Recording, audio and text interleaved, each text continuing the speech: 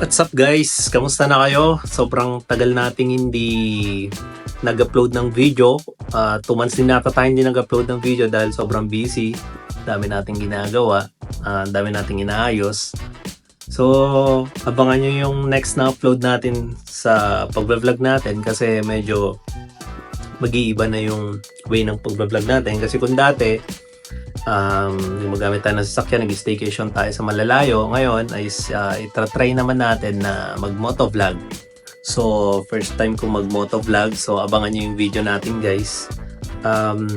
Meron lang akong inaayos ngayon kasi yung drone natin nasira.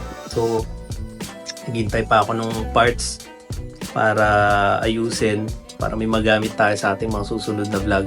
So, yun lang guys, update lang to. Abangan nyo yung mga vlog natin nito mga susunod na buwan. And hopefully, makapag-upload tayo ngayon. And kasi sobrang bait ni Lord kasi binigyan tayo ng way para ipagpatuloy natin yung pag-vlog natin. Lahat naman ng ito nangyayari is dahil sa Kanya.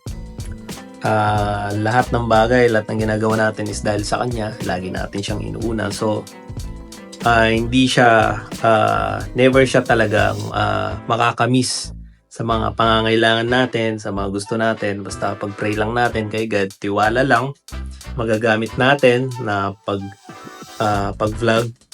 Ito si Sumpu.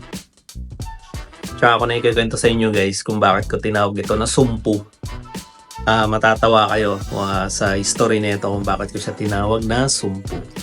So yun guys, abangan nyo yung susunod na vlog natin. Hopefully this next month or next month makapag-vlog na tayo kasi ang dami pa talaga nating inuuna, dami pa natin dapat ayusin. And yun, so kita-kits tayo sa susunod na vlog natin guys.